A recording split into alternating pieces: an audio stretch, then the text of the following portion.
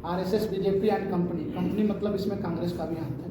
Main तो targeted वही दोनों है, क्योंकि यही दोनों पार्टियां ही पूरे देश को बर्बाद करने का काम किया है और लोग सच्चाई को जान नहीं पा रहे हैं कि हमारा दोस्त कौन है, दुश्मन कौन है। आदि पार्टी है, उनसे हम तमाम युवाओं को निकालेंगे। और एक बहुत ही विडंबना है कि इस देश में जब समता का अधिकार मिला, सारे लोग समान है, तो ये जो पॉलिटिकल पार्टियां हैं ये चार चार सेल बना के रखती है। संविधान में क्या है? प्रेम है, भाईचारा है, बराबरी है और जिसे हम स्वतंत्रता कहते हैं, आजादी है।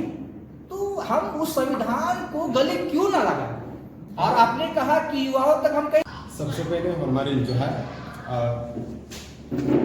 अपुन निमेरा दरोतन पूरे झारखंड और अधिक संख्या पूरे भारत में एका भेसे कि युवा जो जोखा रहना और युवा पिल्ला रहना युवा एका से घिसा पीटा लगा। हमारा क्लियर है और उद्देश्य एक ही है कि इस देश में जो संविधान का राज हो, कानून का राज हो, वो यहाँ पे लागू हो। संविधान और कानून का राज कहने का मतलब ये है कि इस देश के जो 85% जो आबादी है, जिसको हम मूल निवासी बोलते हैं और संवैधानिक नाम में उसको SC, ST और OBC बोलते हैं, आज संविधान लागू होने के बाद, देश आजाद होने के बाद भी आज उनकी स्थिति अच्छी नहीं है।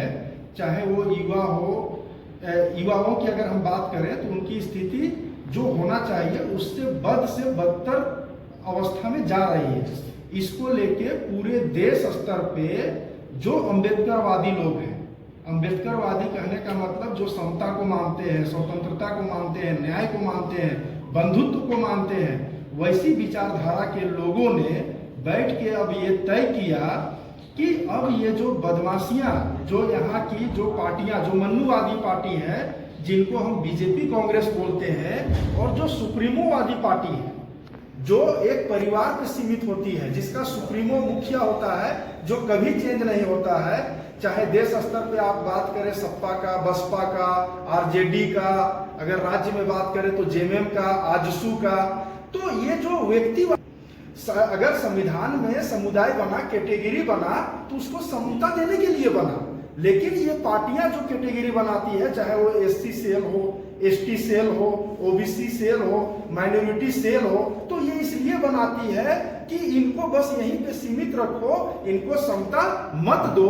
अगर देना रहता तो आज तक मिल गया होता। और हम लोगों की जरूरत इसलिए अभी बहुत ज्यादा है क्योंकि जो लोग कभी इस 85% लोगों को कुछ नहीं देना चाहती है, अब हम उनके भरोसे नहीं रहेंगे, वो कभी हमें नहीं देगी। जैसे क्या है कि शेर अगर आक्रमण करता है तो वो आक्रमण करके जानवर को मार के ही खाएगा। उसी तरह कुछ यहाँ मनुवादी और ब्राह्मणवादी, सामंतवादी जो लोग हैं, वो क्या करते हैं, हमारे अधिकारों को, हमारे हकों को वो छीनते आ रहे हैं और लगातार छीनते आ रहे हैं, आएंगे। इसलिए उनको रोकने के लिए आज पूरे देश स्तर पे हम लोग युवाओं को जागरूक कर रहे हैं और पीपुल्स यूथ फ्रंट का गठन हो चुका है। अब हम तमाम युवाओं से जो इस देश में है, इस राज्य में है, उनसे अपील करेंगे कि ये सुप्रीमोवादी पार्टी, व्यक्तिवादी पार्टी को छोड़ के, ये मन्नूवादी जो बीजेपी कांग्रेस है उसको छोड़ के आप हमारे पीपुल्स यूथ फ्रंट में आइए और हम लोग संवैधानिक रूप से अम्बेडकरवादी, फुलेवादी, बिरसावादी के जो विचार है उनको लेके हम लोग इस देश में जो संविधान में जो प्रदत्त शक्तियां हैं, संविधान अनुरूप इस देश में हम लोग शासन सत्ता संभालेंगे। किस तरह से आप कह रहे हैं कि युवाओं को लेकर के चलेंगे और इस तरह का जो ये, तो हर पार्टी जो है इसी तरह का बात कहती है, तो क्या लगता है आपको कि युवा आप लोगों से प्रेरित होंगे? युवा बिल्कुल प्रेरित होंगे। आज जो युवा जिस अवस्था में है उनको हमारे पास आना ही होगा, इसलिए क्योंकि उन्होंने कांग्रेस, बीजेपी और जो सुप्रीमोवादी पार्टियां हैं, व्यक्तिवादी पार्टियां, उनको उन्होंने अनेकों बार मौका दिया, उनका भला आज तक नहीं हुआ, ग्राउंड स्थिति पे आज तक नहीं हुआ। आप समझ सकते हैं कि इस देश में आज कितने लोग चावल लेने को विवश है, आज कितने लोग आउटसोर्सिंग में 8,000 5,000 में काम करने को विवश है। आज इस देश में कितने जो न्यूनतम जो मजदूरी है वो भी नहीं मिल रहा है। कल मैंने न्यूज पढ़ा, वो न्यूज कितना सही है कितना गलत है, लेकिन न्यूज के आधार पर 36 करोड़ लोग जिसको मूलभूत सुविधा भी नहीं मिल रहा, मतलब रोटी कपड़ा मकान नहीं मिल रहा है। तो अगर ये नहीं मिल रहा है तो जब हम युवाओं के पास जाएंगे और उनको बोलेंगे कि समस्याएं हैं तो वो मानेंगे और हमें एक्सेप्ट करेंगे, उनकी जरूरत है। गांव-गांव में जाकर के शहर में जाके आप लोग इस तरह से युवा सम्मेलन करें। बिल्कुल, ये पूरे गांव से लेके शहर से लेके कस्बा मोहल्ला पूरे देश भारत का हर एक कोना में हम लोग पहुंच रहे हैं और ये पीपुल्स विद फ्रंट हर एक राज्यों में सम्मेलन चल रहा है और हर एक राज्यों में चलने के बाद हम लोग गांव-गांव जाएंगे और पहला हमारा उद्देश्य है कि संविधान को बचाएंगे और ये देश जो हालत खराब है उसको हम लोग ठीक करेंगे। इकोनॉमिक की बात करें तो आप देख सकते हैं बीजेपी के नेता ही सुब्रमण्यम स्वामी बोल रहे हैं कि यहाँ 4% से ज्यादा ग्रोथ नहीं है।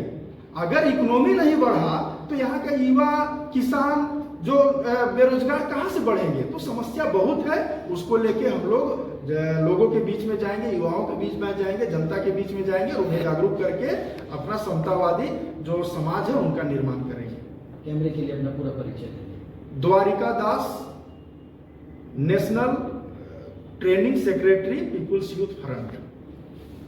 देखिए, आज का कार्यक्रम में यही हम मैसेज देना चाहते हैं पूरे देशवासियों को कि जितने भी देश में जो पार्टियां हैं, आरएसएस, बीजेपी एंड कंपनी मतलब इसमें कांग्रेस का भी हाथ है।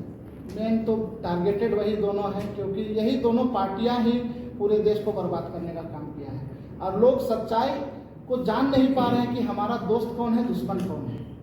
यही दोस्त और दुश्मन को पहचान करने के लिए हम लोगों ने ये जो पीपल्स यूथ फ्रंट का निर्माण किया है और ये PPID, people's party of India democratic के द्वारा ये बनाया गया है और इसके माध्यम से पूरे देश में हम लोग संविधान के प्रति जो जागरूकता कार्यक्रम है, आज संविधान के प्रति संविधान किताब को लेकर के संविधान बचाना है, सभी नेता लोग बोल रहे हैं, बाबा साहब का नाम सभी लोग ले रहे हैं, लेकिन नाम लेने से और संविधान घुमाने से नहीं होगा।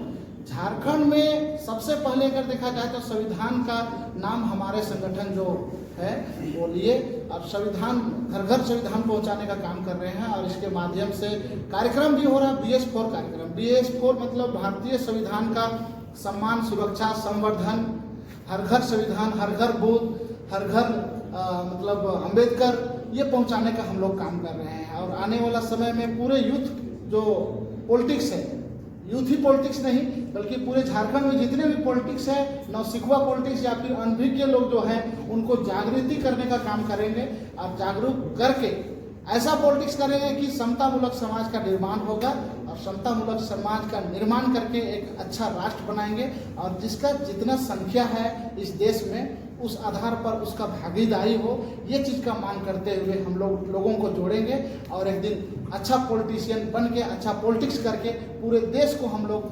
संविधानवादी जो विचारधारा है, अम्बेडकरवादी विचारधारा है, फुले साहब का विचारधारा है, जो हमारे मूल निवासी महापुरुष हैं, उनके अधूरे जो सपने हैं उनको पूरा करने का काम हम लोग करेंगे और पूरा झारखंड प्रदेश में आज ये आगाज हम लोग कर लिए हैं। लोकतांत्रिक युवा का राजनीतिक आगाज आज हम लोग कर रहे हैं। इस आगाज से लोगों को जन जन तक पहुंचाने का काम करेंगे कि संविधान में जो ताकत है वो किसी और अन्य धर्म ग्रंथ में नहीं है, संविधान ही सर्वोपरि है और शिक्षा पर हम लोग जोर देते हुए सभी लोग शिक्षित लोगों को हम लोग जोड़ने का काम करेंगे और क्योंकि शिक्षा शेरनी का वह दूध है जो इसे पिएगा वही दहाड़ेगा, ये बाबा साहब का कथन है। इसलिए बाबा साहब का अधूरा सपना को हम लोग पूरा करने के लिए आज ये आगाज कर रहे हैं। पूरा परिचय। Sanjay Mahuli, peoples youth front का राष्ट्रीय। सबसे पहले मैं बात आता हूँ अभी झारखंड के वर्तमान पॉलिटिक्स या फिर भारत की मैं पॉलिटिक्स को देखता हूँ तो कुछ लोग ये कहते हैं कि संविधान बचाओ, संविधान बचाओ, संविधान बचाओ। बचाने की आवश्यकता किसे है? सवाल ये नहीं, ये आखिर है कौन? संविधान से खतरा किन्हें है? आप देखिएगा 1950 में हमारा संविधान लागू हुआ। संविधान लागू होने की आवश्यकता क्यों पड़ी? जो पुरानी जो व्यवस्था थी उसमें शेड्यूल ट्राइब, शेड्यूल कास्ट और अदर बैकवर्ड क्लास को नो राइट्स, मतलब कोई अधिकार नहीं, उन्हें सिर्फ ड्यूटी थी।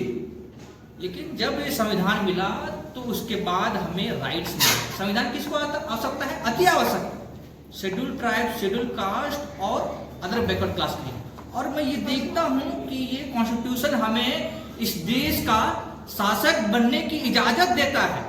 लेकिन मैं आज भी देख पा रहा हूं कि ये जो मनुवादी पार्टी, जो हम जिसे बीजेपी कांग्रेस कहते हैं, ठीक है, संविधान की समझ आज तक लोगों तक नहीं पहुंची है। और ये दुर्भाग्य है, ये बहुत बड़ा दुर्भाग्य है। और मैं मानता हूं कि संविधान वाकई में ये सोशल चेंज है, और ये विदाउट रक्त विहीन क्रांति, उसको हमको बहुत सिस्टमेटिक ढंग तरीके से हम लोग को संविधान लागू करने के लिए हमें प्रयास करना चाहिए था। लेकिन जो शुरू में ही जो मनुस्मृति का उसका जो ख्वाब है, उनकी जो मंशा है, आज भी वो जग जाहिर है, ठीक है। इसलिए हम लोग ये चाहते हैं, और मैं ये बता देना चाहता हूं कि जो वर्तमान जो हम लोग जब देखते हैं 1950 में, 1950 से पहले जो राजनीतिक व्यवस्था थी, सामाजिक व्यवस्था थी और जो आर्थिक व्यवस्था थी, वो टोटली असमानता पे आधारित थी। और हमारा कॉन्स्टिट्यूशन उस सारे असमानता, चाहे सोशली हो या पॉलिटिकली हो या इकोनॉमिकली, उसको डिस्ट्रॉय कर चुकी है। डिस्ट्रॉय मतलब नेस्तनाबूद, उसको जमीन में गाड़ दी गई है। और संविधान जब आया तो उसमें ये क्लियरली कहा गया है कि आप पढ़िएगा, डायरेक्टिव प्रिंसिपल ऑफ स्टेट्स या फिर फंडामेंटल राइट्स या फिर पार्लियामेंट्री डेमोक्रेसी या फेडरल फॉर्म ऑफ गवर्नमेंट, आप देखिएगा तो उसमें बहुत बेहतरीन बातें कि वो सामाजिक, आर्थिक और राजनीतिक व्यवस्था की बात की गई। और हमारा से पहुंचेंगे, एकदम पहुंचेंगे, क्योंकि हमारे पास कार्यक्रम है लोगों तक पहुंचने के लिए, और कार्यक्रम को स्लोली हम इसको अनफोल्ड करेंगे। अपना पूरा परिचय दीजिए। और सबसे ज्यादा अबरगिदिम नुकसान मना लेगी आज एका से मना लेगी का अवडरिन एला कि शिक्षा नु अवडर की तहस नहस मन जा केरा अबर राजनीतिक नु मनला एक आम अड्डा नु कला तो एका अड्डा नु हुना जो सेंट्रल लेवल की जो पहने राजनीतिक अलर अलर कांग्रेस और बीजेपी जो 85% रिन इतना बेवकूफ कमा की गानर की दिन सोचा ना सकता अदिन ये बा कि उनका उसका के पीछे हाथी बोंगा लगी, यानी 85% जो यहाँ इस तरह की जो बहुजन आला रनर मूल्यवासी रनर अब उसका के पीछे बोंगा रहा। और अदिनु एम यूथ फ्रंट के माध्यम के जोखारी ने आकाज नाना चाहता कि निम राजनीतिक नु बरा और राजनीतिक इस कदर जो कांग्रेस और बीजेपी जो ब्राह्मणवादी बादन अब पार्टी रे अब एन्ने एम है चेतना जो सपना मनी जो विजन मनी अदिन पीटीए चिकाना कि हम सोचा ना सकते हैं कि ये राजनीतिक नु बरो कि राजनीतिक नु कि राजनीतिक नन्ना की कथा में राजनीतिक खराब चीज रे इन्ने लेखा अगर कथा नन्ना और अधिक वजह के इन्ना सपना मायरा होता